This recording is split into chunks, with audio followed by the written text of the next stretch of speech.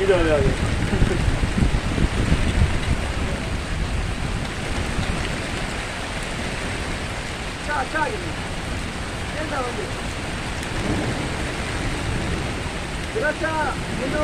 ਇਹ ਬਾਰੇ ਸਫਰ ਚੱਲ ਚਵੇ ਚਾਹ ਦੋ ਖੜ ਤੇ ਨਹੀਂ ਗਈ